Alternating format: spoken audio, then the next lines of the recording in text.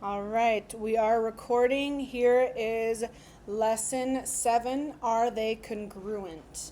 So let's open up our computers, get to this screen. I'll give you just a second to do that. I am recording this at home just so that I can make sure we do everything right. So if you hear my dogs, don't mind them. Yes. All right. So we should all be on the screen now, and I want you to go ahead and make a prediction. Select all pairs of figures that look congruent. Remember what congruent means. Congruent means same size, same shape. I'm going to give you just a couple seconds to try to solve that.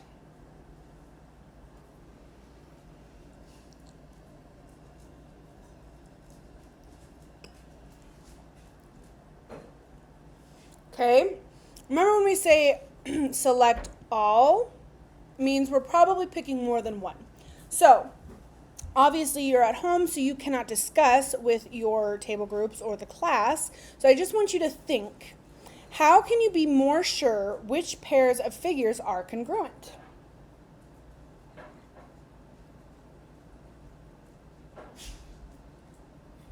Okay.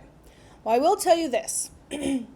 I'm just looking with my eyeballs. I see that pair A, pair C, and pair D are in fact congruent. If you look at these shapes, you can tell based on how they're rotated. As obviously with pair A, we can see that they physically rotated, not 90 degrees, but a little bit over, so we can see that it's generally the same shape.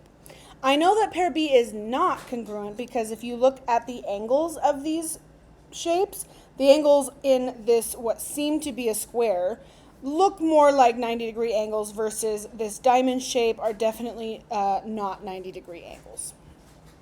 And pair C, looking at it, I can tell that the shape is just rotated, and same with pair D. Okay, moving on. So, revisiting pair A. Press play to watch a sequence of transformations. Part A, precisely describe the sequence of transformations. Part B, explain how you know the figures are not congruent. Let's take a look. Okay.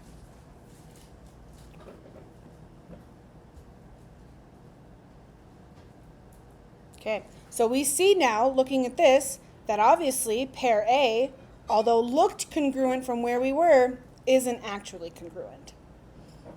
I'm going to give you a minute to try your best to solve that. So precisely describe the sequence of transformation. What happens?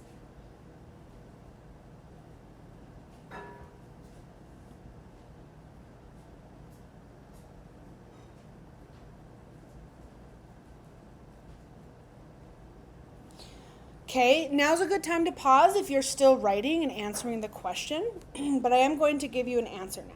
So be a responsible learner and make sure that you pause and share with the class before you see what I post, right? What I would say is we see that our figure, our pre-image, or not really our pre-image because they're not congruent, but we see figure, what is it called? LM. So figure LM and JK translates to the left. Now I can't really see exactly how many, so let me find out. 1, 2, 3, 4, 5, 6, 7, 8, 9. So I'm going to add that. Translates 9 units to the left, 1 unit down, 1 unit down. It then rotates clockwise. Does it rotate at a 90-degree angle?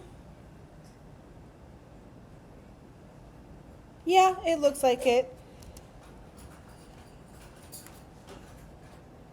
Then rotates 90 degrees or so. I'm just going to say or so because I'm not sure exactly if it rotates 90 degrees, but it looks pretty darn close to it.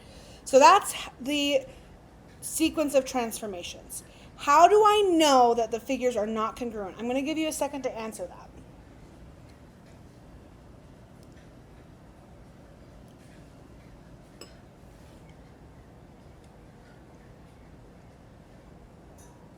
Okay?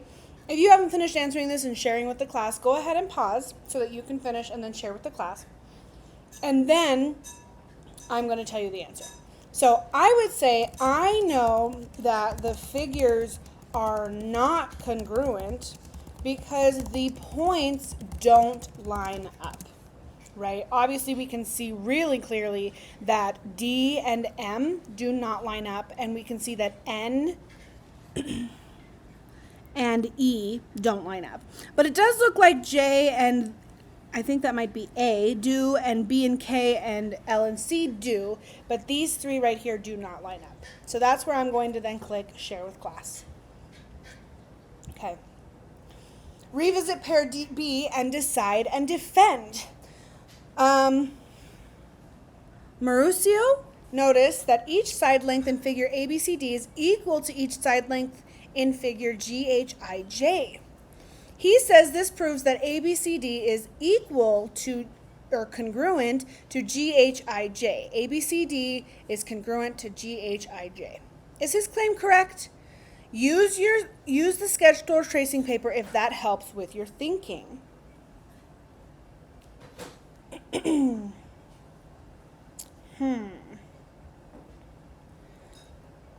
So I want you to try. Go ahead and try to solve this. Use the sketch tool tracing paper. Using a piece of tracing paper that I have here at the house. I'm going to try to see if I can grab one.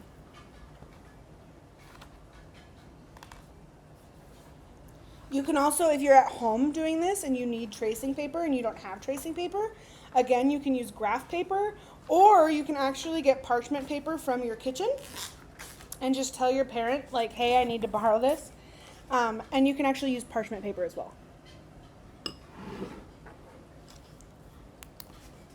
So I'm going to trace this. It's so much easier on my computer because it's not touchscreen.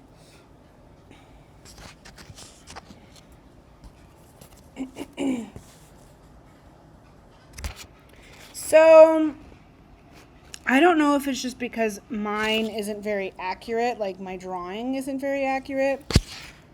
I'm still not getting the exact same. So I'm going to say no, he's actually wrong.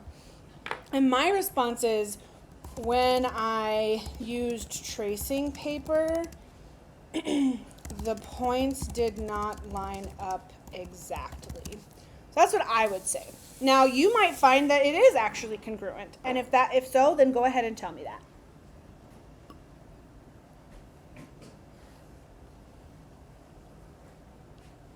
Okay, I'm going to move on. All right, now let's look at pair C.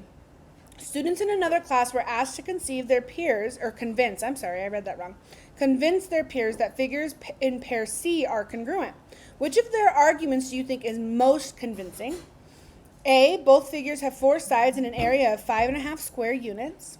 I can move the figures right on top of each other by translating figure JKLM down 3 and left 4, and then reflecting over side QP.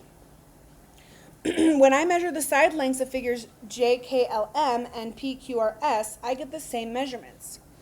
Well, going based off of the last one, at least from what I saw, the side lengths don't necessarily mean that they're congruent. So you can have 2 shapes with the same side lengths, but that doesn't necessarily mean that they're congruent. So what do you think? I'm going to give you a second to give me your answer.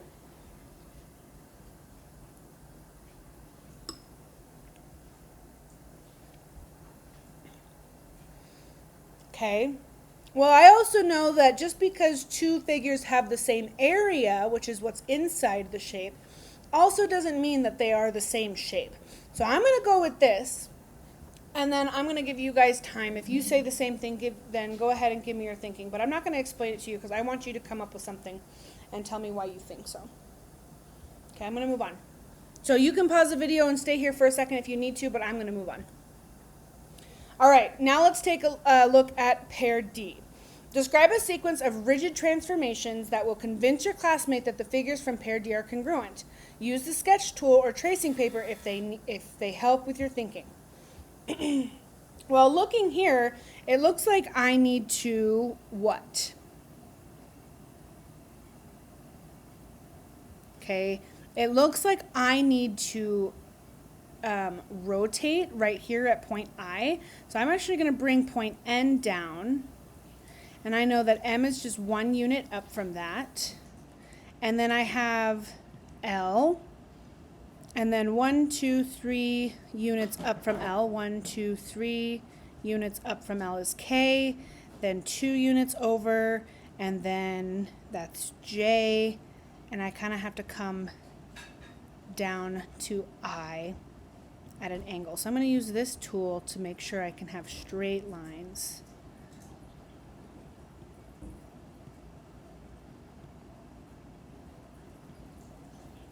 Okay, now I've rotated it 90 degrees. What do I need to do next? That's right. I need to translate it 1, 2, 3, 4, 5, 6, 7 units. If I translate each of these points 7 units, this is going to be point N. This is point I. 1 unit up from that is point M, L, K, J, and I again. So we make our points and it looks like they are right on top of each other, which means these shapes are in fact congruent. Okay, go ahead and pause if you need to write out your thinking. I'm going to move on. Decide and defend. The angel says that any 2 rectangles with the same area are congruent. Is Angel's claim correct? Drag the points to help you decide.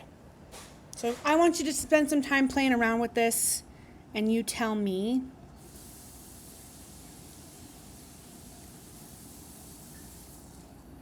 So same area, that's 6. Well, those are congruent. Those are congruent.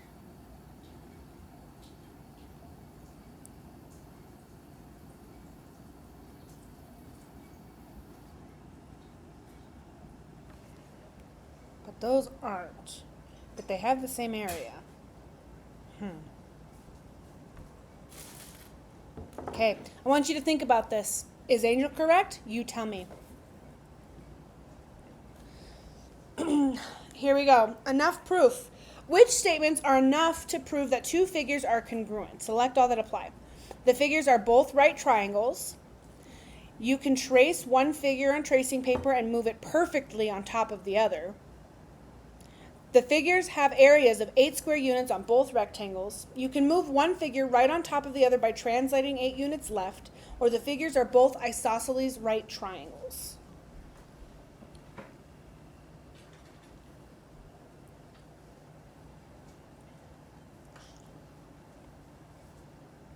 Which 2 statements are enough to prove that 2 figures are congruent?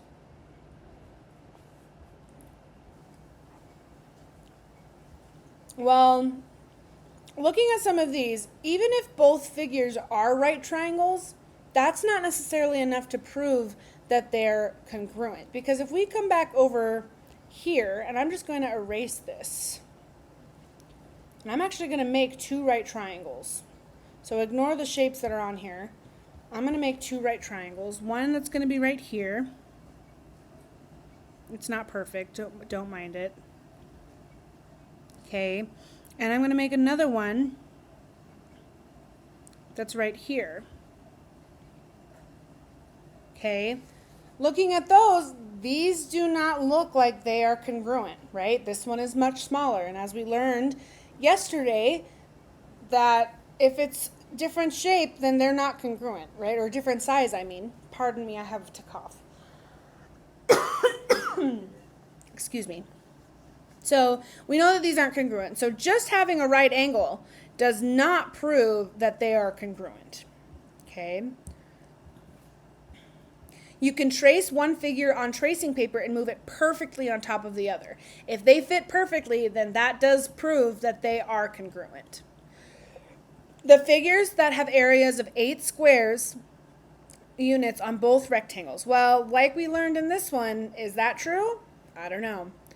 You can move one figure right on top of the other by translating 8 units left. That does tell us that they are congruent. And then the figures are both isosceles right triangles.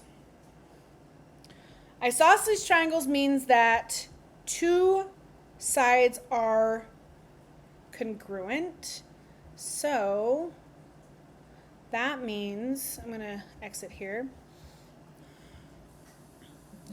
I can have 1, 2, 3, 4, 5 on this side, 1, 2, 3, 4, 5 on that side, have a right triangle, and then have my hypotenuse. That's 1, and then I can have 1, 2, 3, 1, 2, 3, and have that. And that's also an isosceles triangle, but are those congruent?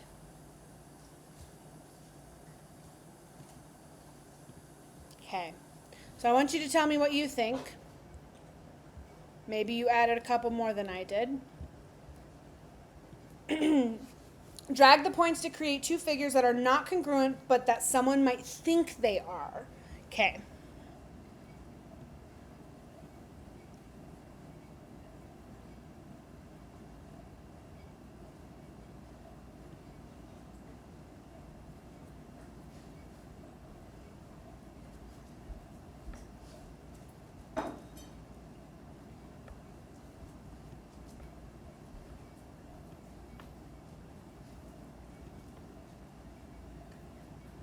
Well, these would be congruent looking at them. Each length is 3, this is 3, that's 5. So I might just move this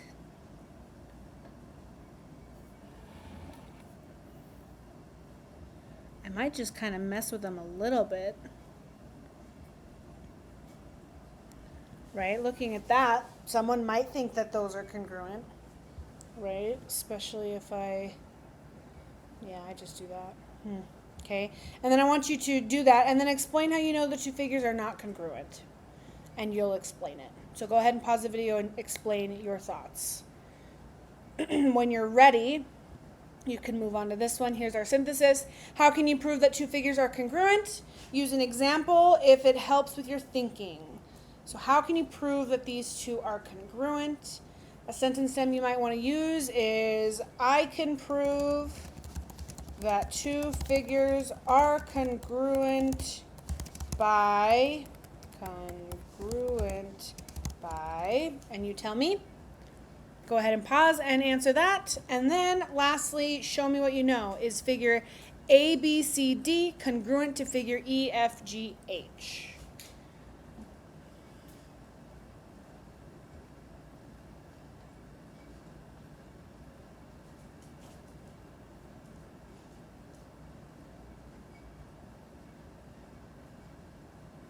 You tell me. If you pick yes or no, it will give you a box to explain your thinking, and you'll explain your thinking, and then you'll rate the lesson. And that is the end of this lesson. Please do lesson 7 homework, and if you have any questions, send me an email. Bye, guys.